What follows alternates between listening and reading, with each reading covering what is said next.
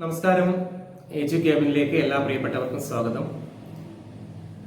നമ്മുടെ എല്ലാവരുടെയും ഭൂരിഭാഗം ആൾക്കാരുടെയും ഒരു പ്രധാന ലക്ഷ്യം അല്ലെങ്കിൽ ആഗ്രഹമാണ് ഒരു സർക്കാർ ജോലി നേടിയെടുക്കുക എന്നുള്ളത്. അത് സർക്കാർ ഇതര ജോലികൾ മോശമാണ് എന്ന അർത്ഥത്തിലൊന്നും അല്ല ഞാൻ പറഞ്ഞത്. സർക്കാർ ഇതര ജോലികളുടെ ആ ഒരു സ്റ്റാറ്റസ് കുറവാണെന്നുള്ള അർത്ഥത്തിലുമല്ല.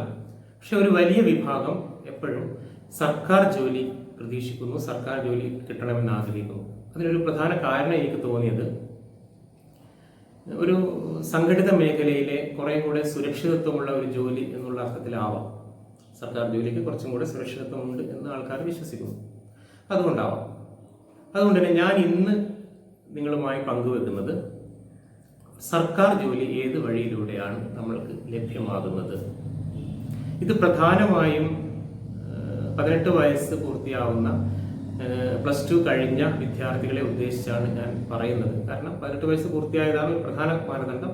+2 കഴിഞ്ഞ കുട്ടികളെ കുറിച്ചാണ്. ബാക്കി കേൾക്കുന്നവർക്ക് പലപ്പോഴും ഇതിനെക്കുറിച്ച് വലിയ ധാരണകൾ ഉണ്ടാവാം. പക്ഷെ നമ്മുടെ ഈ +2 തലത്തിലുള്ള കുട്ടികൾക്ക് ഈ ധാരണകൾ കുറച്ച് അതിനെക്കുറിച്ചൊരു വ്യക്തത കുറവുണ്ടാവും എന്ന് കരുതിയാണ് ഞാൻ അവരെയാണ് എൻ്റെ പ്രധാന പരിഗണന കൊടുത്തുകൊണ്ടാണ് ഞാൻ പറയുന്നത്. നമുക്കറിയാം, ഗവൺമെന്റ് എന്ന് പറയുമ്പോൾ കേന്ദ്ര ഗവൺമെന്റ് ഉണ്ട്, സംസ്ഥാന ഗവൺമെന്റുകളുണ്ട്. ഈ കേന്ദ്ര ഗവൺമെന്റിന്റെ കീഴിലുള്ള ജോലികൾക്ക് ഉദ്യോഗാർത്ഥികളെ തിരഞ്ഞെടുക്കുന്ന ഭരണഘടനാ സ്ഥാപനങ്ങൾ എന്ന് പറയുന്നത് യൂണിയൻ പബ്ലിക് സർവീസ് കമ്മീഷനും സ്റ്റാഫ് സെലക്ഷൻ കമ്മീഷനുമാണ്. പ്രധാനമായും റെയിൽവേ റിക്രൂട്ട്മെന്റ് ബോർഡും IBPS, അതായത് നാഷണലിസ്റ്റ് ബാങ്കുകളിലേക്കൊക്കെ തിരഞ്ഞെടുക്കുന്ന institute of banking personal selection, അതുപോലുള്ള പരീക്ഷകളുണ്ട്. എന്നാലും പ്രധാനമായും നമ്മൾ UPSCയും SSCയും ആണ് കേന്ദ്ര ഗവൺമെന്റിന്റെ കീഴിലുള്ള ജോലികളിലേക്ക് ഉദ്യോഗാർത്ഥികളെ തിരഞ്ഞെടുക്കുന്നത്. സംസ്ഥാന ഗവൺമെന്റിന്റെ കീഴിലുള്ള ജോലികളിലേക്ക് തിരഞ്ഞെടുക്കുന്നത് അതത് സംസ്ഥാനത്തെ പബ്ലിക് സർവീസ് കമ്മീഷനാണ്. കേരള പബ്ലിക് സർവീസ് കമ്മീഷനാണ്. ഇനി കേരള പബ്ലിക് സർവീസ് കമ്മീഷനിൽ, നമ്മുടെ സംസ്ഥാനത്തെ പബ്ലിക് സർവീസ് കമ്മീഷനിൽ അപേക്ഷിക്കാനുള്ള യോഗ്യത എന്ന് പറയുന്നത് 18 വയസ്സ് പൂർത്തിയാവുക എന്നുള്ളതാണ് ഏറ്റവും പ്രധാനം. നിങ്ങൾ SSLC ജയിച്ചോ അല്ലെങ്കിൽ +2 ജയിച്ചോ ഡിഗ്രി ജയിച്ചോ എന്നുള്ളതല്ല. കാരണം SSLC തോറ്റവർക്കുള്ള പരീക്ഷകളുണ്ട്, 8ാം ക്ലാസ് പാസ്സായവർക്കുള്ളതുണ്ട്, SSLC ജയിച്ചവർക്കുണ്ട്, +2 ജയിച്ചവർക്കുണ്ട്. അതുകൊണ്ട് 18 വയസ്സ് പൂർത്തിയായ ഒരു ഇന്ത്യൻ പൗരൻ അതൊരു പ്രധാന പരിഗണനയാണ്. 18 വയസ്സ് മുതൽ 36 വയസ്സ് വരെയാണ് ജനറൽ കാറ്റഗറിയിൽപ്പെട്ട ഒരാൾക്ക് PSCക്ക് അപേക്ഷിക്കാൻ പറ്റുന്ന സമയം. ഇനി അതൊരു അധ്യാപക പോസ്റ്റിലേക്കാണെങ്കിൽ, അധ്യാപകരുടെ ജോലിക്കാണെങ്കിൽ ജനറൽ കാറ്റഗറിക്ക് 40 വയസ്സും OBCക്ക് 43 വയസ്സും SC/STക്ക് 45 വയസ്സുമാണ്. അതിന് മാത്രം ആ ഒരു ഏജ് വ്യത്യാസമുണ്ട്. ഇനി 18 വയസ്സ് പൂർത്തിയായ ഒരാൾ അവരാദ്യം ചെയ്യേണ്ടത് PSCയുടെ സൈറ്റിൽ 1 ടൈം രജിസ്ട്രേഷൻ പൂർത്തീകരിക്കുക എന്നുള്ളതാണ്. 1 ടൈം രജിസ്ട്രേഷൻ എന്ന ടാബ് ക്ലിക്ക് ചെയ്ത് കഴിഞ്ഞാൽ നിങ്ങൾക്ക് ബേസിക് ഡീറ്റെയിൽസ് കൊടുക്കാം. അതിനുശേഷം നിങ്ങളൊരു ID-യും പാസ്വേഡും നിങ്ങൾ ക്രിയേറ്റ് ചെയ്യണം. അത് ക്രിയേറ്റ് ചെയ്ത് കഴിഞ്ഞാൽ അത് വെച്ച് നിങ്ങൾ ലോഗിൻ ചെയ്യുന്നു. നിങ്ങൾ ഫോട്ടോ അപ്ലോഡ് ചെയ്യണം. ഫോട്ടോ നമ്മുടെ നാട്ടിലുള്ള എല്ലാ സ്റ്റുഡിയോക്കാർക്കും PSCക്ക് വേണ്ട ഫോട്ടോ എന്ന് പറഞ്ഞാൽ കൃത്യമായി ആ PSC നിഷ്കർഷിക്കുന്ന ഫോർമാറ്റിൽ, ആ ഒരു അളവിൽ JPG ഫോർമാറ്റിലുള്ള ഫോട്ടോ എടുത്തു തരും. അതിനിടയിൽ നിങ്ങളുടെ പേരും അതെടുത്ത ഡേറ്റും രേഖപ്പെടുത്തിയിട്ട് തരും. പിന്നെ നിങ്ങളുടെ ഒപ്പം മൊബൈൽ ഫോണിലൂടെ വേണമെങ്കിൽ നിങ്ങൾക്ക് അപേക്ഷിക്കാം. അതും നിങ്ങളുടെ വിദ്യാഭ്യാസ യോഗ്യത എന്താണോ അതും ഇതിൽ രേഖപ്പെടുത്തി കഴിഞ്ഞാൽ നിങ്ങളുടെ രജിസ്ട്രേഷൻ പൂർത്തിയാവും. ഇനി നിങ്ങൾക്ക് PSC കാലാകാലങ്ങളിൽ വിളിക്കുന്ന വിജ്ഞാപനം അനുസരിച്ച് സ്റ്റേറ്റ് വൈഡോ ഡിസ്ട്രിക്ട് വൈസോ ആയ ജോലികൾക്ക് അപേക്ഷിക്കാം. നിങ്ങൾ യോഗ്യരാണോ അല്ലയോ എന്നുള്ളത് ഈ PSC സൈറ്റിൽ നിങ്ങൾ ലോഗിൻ ചെയ്ത് കയറി കഴിഞ്ഞാൽ എലിജിബിൾ ആണോ അല്ലയോ എന്ന് നിങ്ങൾക്ക് ഓരോ കാറ്റഗറി വെച്ചിട്ട്, കാറ്റഗറിയിലുള്ള അപേക്ഷയും വെച്ച് നോക്കിക്കഴിഞ്ഞാൽ എലിജിബിൾ ആണെങ്കിൽ നിങ്ങൾക്ക് അപേക്ഷ അയക്കാം. എലിജിബിൾ അല്ല എന്നതിൽ കാണിക്കുവാണെങ്കിൽ അപേക്ഷ അയക്കാൻ പറ്റില്ല. അത് മാത്രമേ ഉള്ളൂ. ഒരു ക്ലിക്കിലൂടെ നിങ്ങൾക്ക് അപേക്ഷ അയക്കാം. ഒരു അപേക്ഷാ ഫീസും ഇല്ല.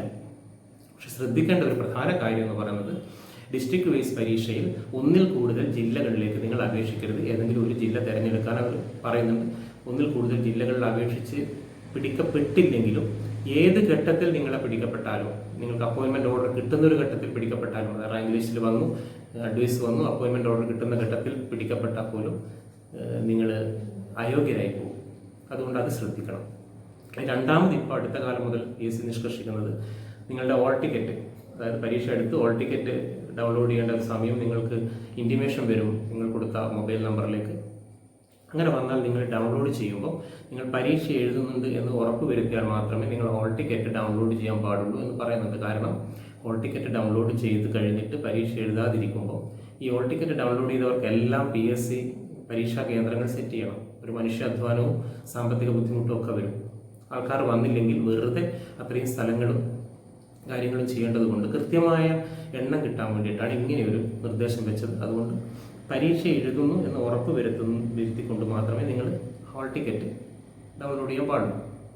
അപ്പോൾ ഇതാണ് PSCയെ കുറിച്ച് ഏറ്റവും അടിസ്ഥാനപരമായിട്ടുള്ളത്. കാരണം അതിനെക്കുറിച്ച് അതിവിശാലമായിട്ട് പറയേണ്ട ആവശ്യമില്ല. നമുക്ക് എല്ലാവർക്കും അതിനെക്കുറിച്ച് ഒരു സാമാന്യ ധാരണ എല്ലാവർക്കും ഉണ്ട്. നിങ്ങളുടെ വീട്ടുകാർക്ക് വളരെ കൃത്യമായ ധാരണ ഉണ്ടാവും. ഇനി കേന്ദ്ര ഗവൺമെൻറ്റിന് കീഴിൽ യൂണിയൻ പബ്ലിക് സർവീസ് കമ്മീഷനും സ്റ്റാഫ് സെലക്ഷൻ കമ്മീഷനും ഉണ്ട്. എന്താണ് ഇത്? രണ്ടും കേന്ദ്ര ഗവൺമെൻറ്റിലേക്ക് ഉദ്യോഗാർത്ഥികളെ തിരഞ്ഞെടുക്കുന്നതാണ്. എന്താണ് ഇത് തമ്മിലുള്ള വ്യത്യാസം എന്ന് ചോദിച്ചാൽ, union public service commission group A and B കാറ്റഗറിയിലുള്ള ഗസറ്റഡ് പോസ്റ്റിലേക്കുള്ള ഉദ്യോഗാർത്ഥികളെ തിരഞ്ഞെടുക്കുന്ന ഒരു സ്ഥാപനമാണ്, ഒരു ഭരണഘടനാ സ്ഥാപനമാണ്. എന്താണ് ഈ group A and group B എന്ന് ചോദിച്ചാൽ, combined defence service, civil service, engineering services, Indian forest services, ഇതുപോലെ സെൻട്രൽ പോലീസ് ഫോഴ്സിലെ ഗസറ്റഡ് റാങ്ക്, ഇതൊക്കെയുള്ള ഗസറ്റഡ് റാങ്കിലെ A ആൻഡ് B കാറ്റഗറിയിലെ ഉദ്യോഗാർത്ഥികളെ തിരഞ്ഞെടുക്കുന്നത് UPSC വഴിയാണ്. അതിന് അപേക്ഷാ ഫീസ് ഉണ്ട്. അതിൽ വനിതകൾക്കും SC/ST കാൻഡിഡേറ്റിനും ഫിസിക്കലി ചാലഞ്ചറായിട്ടുള്ള ആൾക്കാരെ മാത്രം ഈ ഫീസ് ഒന്ന് ഒഴിവാക്കിയിട്ടുള്ളൂ. ഓൺലൈനായിട്ടാണ് അപേക്ഷിക്കേണ്ടത്. അതിൻ്റെ ആ ഒരു പ്രോസസ്സ് നിങ്ങൾ അപേക്ഷിക്കുമ്പോൾ ആ സൈറ്റിൻ്റെ ഡിസ്ക്രിപ്ഷൻ അതിൻ്റെ ഡീറ്റെയിൽസ് ഞാൻ ഡിസ്ക്രിപ്ഷൻ ബോക്സ് കൊടുക്കുന്നുണ്ട്. ഇതാണ് UPSC, union public service commission. ഇനി സ്റ്റാഫ് സെലക്ഷൻ കമ്മീഷൻ, SSC. അത് നമ്മൾ പറഞ്ഞ ഗ്രൂപ്പ് Bയിലെ ചില നോൺ മിനിസ്റ്റീരിയൽ ആയിട്ടുള്ള ഗസറ്റഡ് റാങ്കിലേക്കുള്ള പോസ്റ്റും, assistant accounts officer, assistant audit officer പോലുള്ള ഗസറ്റഡ് റാങ്കിലേക്കുള്ള ഗ്രൂപ്പ് Bയിലെ നോൺ മിനിസ്റ്റീരിയൽ സ്റ്റാഫിനെയും ബാക്കി നോൺ ഗസറ്റഡിൽ വരുന്ന എല്ലാ സ്റ്റാഫിനെയും ഗ്രൂപ്പ് Bയിലെ ഈ സ്റ്റാഫ് സെലക്ഷൻ ഗ്രൂപ്പ് Bയിലെ എല്ലാ ഉദ്യോഗാർത്ഥികളെയും അതേപോലെ ഗ്രൂപ്പ് Cയിലെ ഉദ്യോഗാർത്ഥികളെയും തിരഞ്ഞെടുക്കുന്നത് സ്റ്റാഫ് സെലക്ഷൻ കമ്മീഷൻ വഴിയാണ്. ഇനി എന്താണ് ഈ ഗ്രൂപ്പ് A, ഗ്രൂപ്പ് B എന്ന് പറഞ്ഞാൽ അത് വിശദമാക്കി തരാം.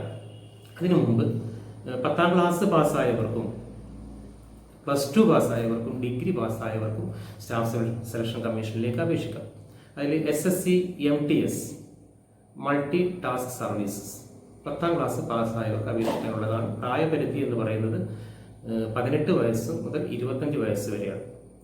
അതിൽ പ്യൂണ്, ഗാർഡനർ, ചൗക്കീദാർ ഇതൊക്കെ പോലുള്ള ഗ്രൂപ്പ് C കാറ്റഗറിയിലെ ഉദ്യോഗാർത്ഥികളെ തിരഞ്ഞെടുക്കുന്നത് ഈ SSC MTS ആ പരീക്ഷ വഴിയാണ്. ഇനി സ്റ്റാഫ് സെലക്ഷൻ കമ്മീഷൻ്റെ കമ്പൈൻഡ് ഹയർ സെക്കൻഡറി ലെവൽ പരീക്ഷയുണ്ട്. അത് +2 കഴിഞ്ഞ വിദ്യാർത്ഥികളെ സംബന്ധിച്ചാണ്. അത് LDC അതിന് തത്തുല്യമായ കുറേ പോസ്റ്റുകളിലേക്ക് ഈ കമ്പൈൻഡ് ഹയർ സെക്കൻഡറി ലെവൽ പരീക്ഷയിലൂടെയാണ് തിരഞ്ഞെടുക്കുന്നത്. പ്രായപരിധി എന്ന് പറയുന്നത് 18 വയസ്സിനും 27 വയസ്സിനും ഇടയിലുള്ളവരായിരിക്കണം. ഇന്ത്യൻ പൗരനായിരിക്കണം, അതല്ലെങ്കിൽ ഭൂട്ടാൻ, നേപ്പാൾ പോലുള്ള അതിൽ കുറേ ആ ഒരു കാറ്റഗറി വരുന്നുണ്ട്. അവർക്കൊക്കെ ഇതിൽ അപേക്ഷിക്കാം. ഇത് ഓൺലൈനാണ്, പരീക്ഷാ ഫീസ് ഉണ്ട്. നേരത്തെ നമ്മൾ പറഞ്ഞ പോലെ വനിതകൾക്കും SC/STക്കും ഫിസിക്കലി ചാലഞ്ച് ആൾക്കാർക്കും ഈ ഫീസ് കൺസെഷൻ കൊടുക്കും. ഇനി ഈ 27 വയസ്സെന്ന് പറയുന്നത് നിയമാനുസൃതമായ സംവരണ വിഭാഗങ്ങൾക്ക് ഇളവ് ലഭിക്കും, SC/STക്കും OBCക്കും. ഇതാണ് കമ്പൈൻഡ് ഹയർ സെക്കൻഡറി ലെവൽ. ഇനി കമ്പൈൻഡ് ഗ്രാജുവേറ്റ് ലെവൽ ഉണ്ട്, SSC, CGL. അതിൻ്റെ പ്രായപരിധി എന്ന് പറയുന്നത് നമുക്ക് പൊതുവായിട്ട് 18 മുതൽ 32 വയസ്സ് വരെ എന്ന് പറയാമെങ്കിൽ പോലും അത് ചില പോസ്റ്റുകൾക്ക് 20 മുതൽ 30 വയസ്സ് വരെയും, ചിലതിന് 18 മുതൽ 27 വരെയും, ചിലതിന് 20 മുതൽ 27 വരെയൊക്കെയാണ്. അത് ആ പോസ്റ്റ് അനുസരിച്ച് ആ നോട്ടിഫിക്കേഷനിൽ പറയുന്നത് ശ്രദ്ധിച്ച് വേണം അപേക്ഷിക്കാൻ. പൊതുവായിട്ട് നമ്മൾക്ക് വേണമെങ്കിൽ 18 മുതൽ 32 വരെ എന്ന് പറയാം. ഞാൻ നേരത്തെ പറഞ്ഞു ഗ്രൂപ്പ് ബിയിലെ ചില ഗസറ്റഡ് പോസ്റ്റുകളും ഗ്രൂപ്പ് സിയിലെ വരുന്ന പോസ്റ്റുകളുമാണ്. ഇപ്പം ഗ്രൂപ്പ് ബിയിലെ നോൺ ഗസറ്റഡ് ടെക്നിക്കലും നോൺ ടെക്നിക്കലും ആയതെല്ലാം ഉദ്യോഗാർത്ഥികളെ തിരഞ്ഞെടുക്കുന്നത് സ്റ്റാഫ് സെലക്ഷൻ കമ്മീഷനിലെ CGL കമ്പൈൻഡ് ഗ്രാജുവേറ്റ് ലെവൽ എക്സാമിലൂടെയാണ്. അതിൽ വളരെ ആൾക്കാർ ആഗ്രഹിക്കുന്ന CBI inspector, enforcement officer, customs inspector, income tax inspector, IBയിൽ സബോർഡിനേറ്റ്സ്, ഇങ്ങനെ സെൻട്രൽ പോലീസ് ഫോഴ്സിൽ SI, ഇതൊക്കെ ഈ കമ്പൈൻ ഗ്രാജുവേറ്റ് ലെവൽ എക്സാമിലൂടെയാണ് തിരഞ്ഞെടുക്കുന്നത്. അതിൻ്റെ യോഗ്യത ഈ ഓഡിറ്റ്, അക്കൗണ്ട്, സ്റ്റാറ്റിസ്റ്റിക്സ് ഓഫീസർ ഇതുപോലുള്ള പോസ്റ്റുകൾ ഒഴിച്ച് ആ പോസ്റ്റുകൾക്ക് ഡിഗ്രി തലത്തിൽ നിങ്ങൾ മാത്സോ സ്റ്റാറ്റിയോ പഠിച്ചവരായിരിക്കണം. ബാക്കി എല്ലാവരും ഏതെങ്കിലും ഒരു ഡിഗ്രി പാസ്സായാൽ നിങ്ങൾക്ക് അപേക്ഷിക്കാം. ഈ പറഞ്ഞ പ്രായപരിധി ഓരോ പോസ്റ്റിനും വ്യത്യാസമുണ്ട് എന്നുള്ളതാണ്. ഇതാണ് ഈ 3, അതായത് ഗവൺമെന്റ് സർവീസിലേക്ക് നമ്മൾക്ക് പ്രവേശിക്കാനുള്ള ഏറ്റവും പ്രധാനപ്പെട്ട 3 ഭരണഘടനാ സ്ഥാപനങ്ങളാണ് ഈ പറഞ്ഞ സ്റ്റേറ്റ് പബ്ലിക് സർവീസ് കമ്മീഷനും യൂണിയൻ പബ്ലിക് സർവീസ് കമ്മീഷനും സ്റ്റാഫ് സെലക്ഷൻ കമ്മീഷനും. അതോടൊപ്പം ഞാൻ പറഞ്ഞു റെയിൽവേ റിക്രൂട്ട്മെന്റ് നടത്തുന്ന റെയിൽവേ റിക്രൂട്ട്മെന്റ് ബോർഡുണ്ട്, IBPS ബാങ്കിങ് റിക്രൂട്ട്മെന്റ്, നാഷണലിസ്റ്റ് ബാങ്കുകളിലേക്ക് റിക്രൂട്ട്മെന്റ് നടത്തുന്ന സ്ഥാപനങ്ങളുണ്ട്, ഏജൻസികളുണ്ട്. അപ്പം ഇത് ഒരു അടിസ്ഥാനപരമായ ബേസിക് ആയിട്ടുള്ള ഒരു ഇൻഫർമേഷൻ നിങ്ങളിലേക്ക് നൽകുക എന്നുള്ളത് മാത്രമാണ് ഞാൻ ഉദ്ദേശിച്ചത്. ഇനി 18 വയസ്സ് പൂർത്തിയായ ഏതൊരാൾക്കും, ചിലർക്ക് കൃത്യമായ ലക്ഷ്യങ്ങളോടെ ചില ജോലി തന്നെ നേടണമെന്ന് ആഗ്രഹിച്ച് പഠിക്കുന്നവരുണ്ടാവാം. വേറെ ചിലർ +2 കഴിഞ്ഞ് റിസൾട്ട് വന്നതിന് ശേഷം തീരുമാനിക്കാമെന്ന് വിചാരിക്കുന്നവരുണ്ട്. റിസൾട്ട് വന്നതിന് ശേഷം കിട്ടുന്ന ഏതെങ്കിലും ഒരു ഡിഗ്രി പഠിക്കണം, കുറച്ചു കാലം അങ്ങനെ, അതിനുശേഷം എന്ത് ചെയ്യണമെന്നത് പാസ്സായിട്ട് തീരുമാനിക്കാമെന്ന് വിചാരിക്കുന്ന ആൾക്കാരുണ്ട്. അത്തരം ആൾക്കാർ ഇനി അതൊക്കെ കഴിഞ്ഞ് നിങ്ങൾ ഈ കുറച്ചു കാലം 21 അല്ലെങ്കിൽ 22 23 വയസ്സൊക്കെ ആയി കഴിഞ്ഞിട്ട് നിങ്ങൾ ഈ ജോലിക്ക് ശ്രമിക്കുന്നതിന് മുമ്പേ, കാരണം അപ്പോഴേക്കും ഈ പറഞ്ഞ സ്റ്റാഫ് സെലക്ഷൻ കമ്മീഷന്റെ പലരുടെയും പ്രായപരിധി കഴിയാറായിട്ടുണ്ടാവും. അതുകൊണ്ട് ഈ 18 വയസ്സ് പൂർത്തിയായ ഉടനെ നിങ്ങൾ ഏറ്റവും ആദ്യം ചെയ്യേണ്ടത്, നിങ്ങൾ തുടർന്ന് പഠിക്കുകയോ എന്ത് വേണമെങ്കിലും ചെയ്താലും ആദ്യം ചെയ്യേണ്ടത് ഈ പറഞ്ഞ സർക്കാർ ജോലി കിട്ടണമെന്ന് ആഗ്രഹം ഉണ്ടെങ്കിലാണ് ഞാൻ പറഞ്ഞത്. ഇനി സർക്കാർ ജോലി എനിക്ക് വേണ്ട എന്ന് തീരുമാനിക്കുന്ന ഒരാൾക്ക് ഇത് ബാധിക്കുന്നതല്ല.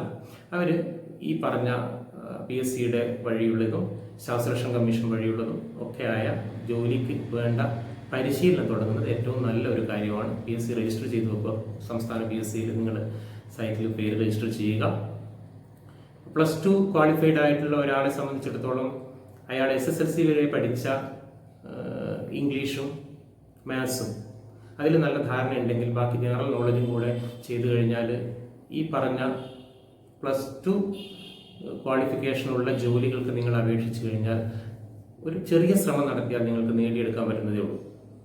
ഞാൻ നേരത്തെ പറഞ്ഞു, കൃത്യമായ ലക്ഷ്യത്തോടെ പഠിക്കുന്നവരെ ബാധിക്കുന്നതല്ല. അതല്ലാതെ വരുന്നിടത്ത് വെച്ച് കാണാമെന്ന് വിചാരിക്കുന്നവരെ സംബന്ധിച്ചിടത്തോളം നല്ലൊരു കാര്യമാണ്. ഇനി അതല്ല, നിങ്ങൾ ആ ജോലി കിട്ടിയതിന് ശേഷം വേണമെങ്കിൽ നിങ്ങൾക്ക് ഡിഗ്രി എടുക്കാം, നിങ്ങൾക്ക് PG എടുക്കാം, അതൊക്കെ ചെയ്യാം. അതൊക്കെയുള്ള സൗകര്യങ്ങൾ ഉണ്ടാവും.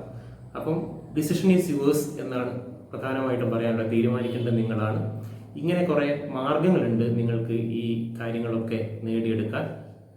അതിനു വേണ്ട ശ്രമങ്ങൾ കൂടെ നടത്തണമെന്ന് ആഗ്രഹിക്കുന്നവർക്ക് ഇത് ഉപകാരപ്പെട്ടിട്ടുണ്ടാവും എന്നാണ് ഞാൻ കരുതുന്നത്. ഇനി മറ്റ് പുതിയ കാര്യങ്ങളുമായി അടുത്ത പ്രാവശ്യം കാണാമെന്ന് വിചാരിക്കുന്നു. അതിനു മുമ്പ് നിങ്ങൾ ഈ ചാനൽ സബ്സ്ക്രൈബ് ചെയ്യാൻ മറക്കരുത്. ഇത്ര നേരവും ഇത് കേട്ടിരുന്ന എല്ലാവർക്കും